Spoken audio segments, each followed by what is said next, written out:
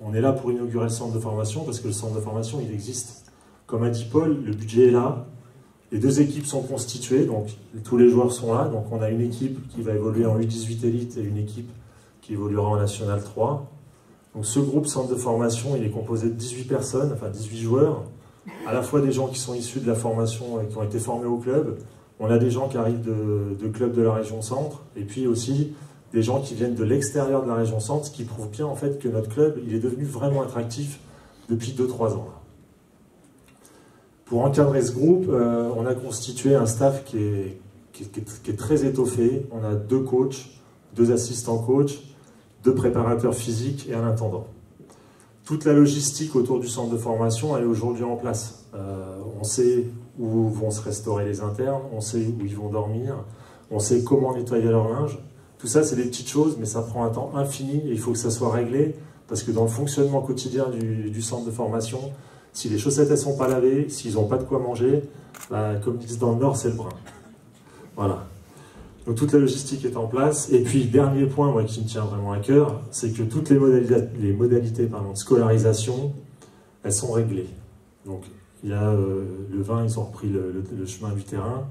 Dans une semaine, ils vont reprendre le chemin du lycée, ils vont se remettre les fesses sur le banc de l'école. Alors certes, comme l'a rappelé Paul, nous n'avons pas encore l'agrément.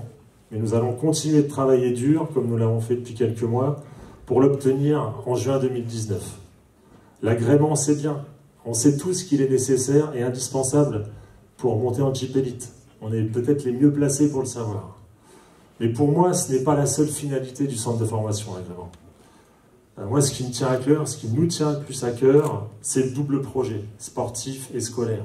Scolaire et sportif. Moi, personnellement, j'aurais plutôt tendance à mettre scolaire en premier et sportif ensemble. Ce que je souhaite, c'est que les jeunes ils puissent s'accomplir dans ce double projet. Et pour ça, on va tout mettre en œuvre. Les entraînements quotidiens, le suivi médical hebdomadaire, le soutien scolaire avec Madame Patricia Lebled qui va nous donner de son temps bénévolement tous les mercredis après-midi. Donc je pense qu'on peut déjà l'applaudir. Bon, merci. Et puis, on va vraiment avoir une collaboration étroite avec les lycées pour que le suivi scolaire il soit hyper pointilleux. Parce que ça, moi je leur ai dit aux joueurs au moment de la réunion de lancement, pour moi c'est l'essentiel. L'essentiel, c'est de mener à deux fronts le sportif et le scolaire. Voilà. Notre volonté, c'est de pouvoir les accompagner dans leur construction individuelle, de les aider à devenir des hommes. Et pour ça, nous allons leur délivrer un message tout au long de l'année. Ce message, c'est pas moi qui en ai la paternité, mais comme c'est un travail de groupe, je vous le dis, c'est Julien qui l'a créé, ce message, en clin d'œil à notre club, l'ADA.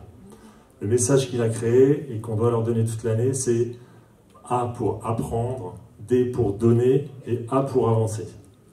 Apprendre au lycée, apprendre sur le terrain, apprendre en regardant les pros, apprendre l'autonomie pour ceux qui sortent du cocon familial, apprendre la rigueur et le travail.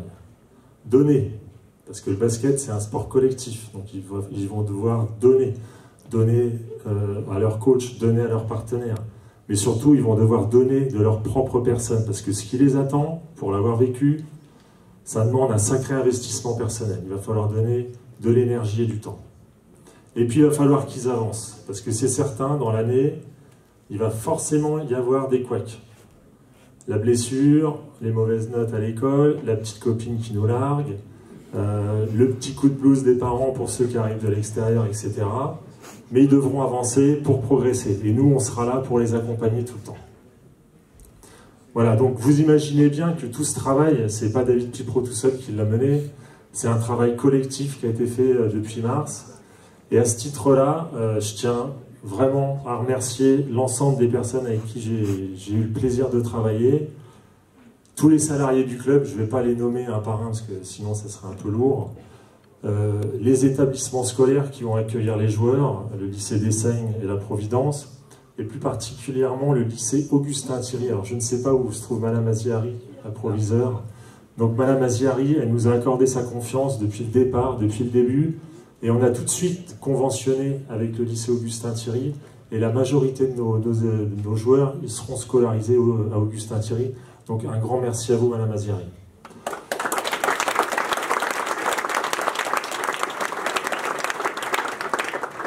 Et puis je voudrais remercier aussi ce que moi j'appelle les partenaires logistiques du centre de formation, hein, j'en parlais tout à l'heure, donc la résidence Valoria où seront hébergés les internes, le restaurant du CFA du BTP et puis le restaurant Courtepaille qui vont être nos deux partenaires pour les prises de repas et les dîners, et puis l'entreprise ANR Service, il y a quelqu'un, M. Priou qui est là, l'ANR Service qui sera en charge de nettoyer le linge.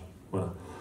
Avant de conclure, je voulais vous informer que nous allons nommer cette première promotion de notre centre de formation la promotion Benoît Georget, en hommage et en mémoire d'un joueur qui a vraiment compté au club, qui a été formé ici, qui a eu une grosse carrière en Pro A et qui malheureusement est trop vite disparu.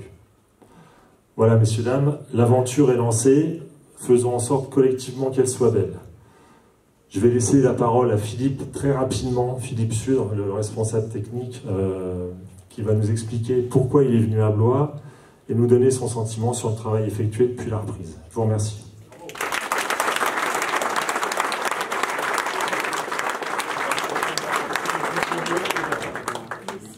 Bonsoir à tous. Tout d'abord, je voulais vous remercier d'être aussi nombreux pour l'inauguration de ce centre de formation, parce que ce qui montre bien l'intérêt de tout le département et de toute la ville par rapport à l'investissement qui a été fait depuis plusieurs mois de la part des dirigeants. J'ai choisi de venir à Blois parce qu'il y a un projet qui était concret. J'avais d'autres propositions dans le basket, ça fait quand même un petit moment que je tourne, et j'ai eu la chance d'entraîner des centres de formation, mais jamais j'ai senti cette volonté de bâtir quelque chose avec véritablement des gens compétents qui avaient déjà mis en place une stratégie, qui avaient déjà émis des idées, qui avaient envie de progresser. Et c'est pour ça que je suis venu à Blois, parce que mon expérience peut permettre de faire que ce centre de formation soit concret, ce qu'il est aujourd'hui, et ensuite de pouvoir travailler avec des gens qui sont motivés. Et pour moi, la force d'un club, c'est les dirigeants. Et au club de Blois, j'ai trouvé des dirigeants. Quand j'ai eu l'entretien déjà avec Julien la première fois, même si on se connaissait un petit peu, on avait eu des échanges très sereins et très sains aussi. Et ensuite, quand j'ai été reçu par le président et David, j'ai trouvé que les gens étaient vraiment dans un projet de progression. Et j'ai la chance de suivre le basket depuis plus de 30 ans. Je suis le club de Blois depuis très longtemps aussi, et j'ai suivi cette progression. Et je pense que c'était intéressant pour le club et pour moi de m'inscrire dans cette progression. C'est la raison de mon choix, de pouvoir construire dans la continuité et dans la longueur ce centre de formation. Parce que la formation, c'est pas un an et on arrête tout. C'est au moins 3, 4, 5, voire 6 ans de formation sur certains joueurs. On travaille avec des joueurs qui sont un petit peu plus âgés que la moyenne, puisqu'on a une équipe de National 3, et il faut quand même avoir quelques joueurs un peu qui connaissent le métier. Mais après, on a recruté des joueurs qui viennent de fêter leurs 15 ans la semaine dernière. Donc voilà, donc c'est des joueurs en devenir et qui ont un long chemin à faire, et ils ont choisi de le faire avec nous, et c'est une grande fierté. Nous avons commencé l'entraînement le 20 avec un groupe de 18 joueurs. C'est un groupe très hétérogène, vous avez pu le comprendre, puisqu'il y a des garçons qui viennent de Blois, il y a des garçons qui viennent du département et de la région, et il y a des garçons qui viennent de loin. Donc c'est un travail de longue haleine pour pouvoir construire cette équipe.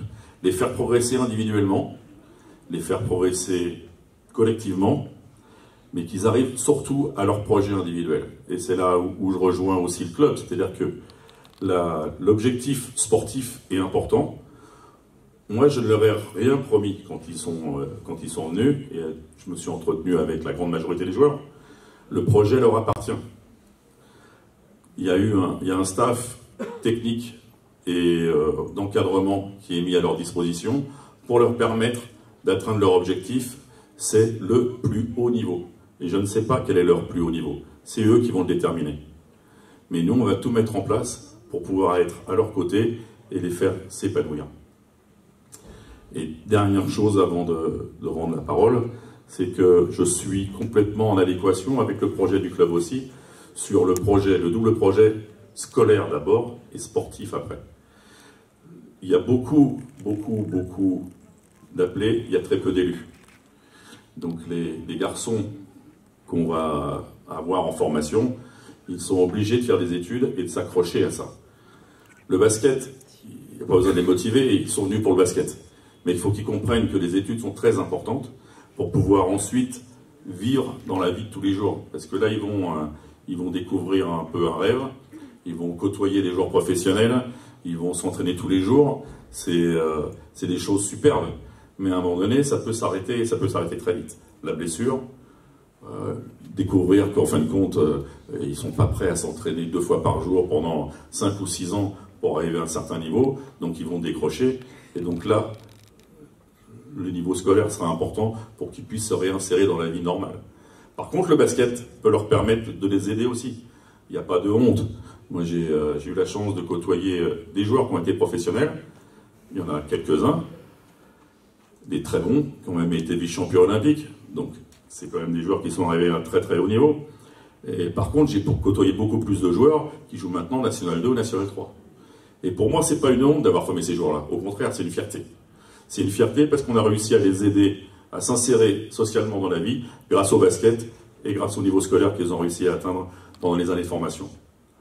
Donc je voudrais leur dire que leur chemin est encore long, il faut qu'ils s'accrochent. Ils ont fait un choix, le choix des études et du basket. À côté de ça, il y aura beaucoup de sacrifices à faire, mais s'ils les font, ils prendront beaucoup de plaisir aussi à être au centre de formation de la DABO. Merci.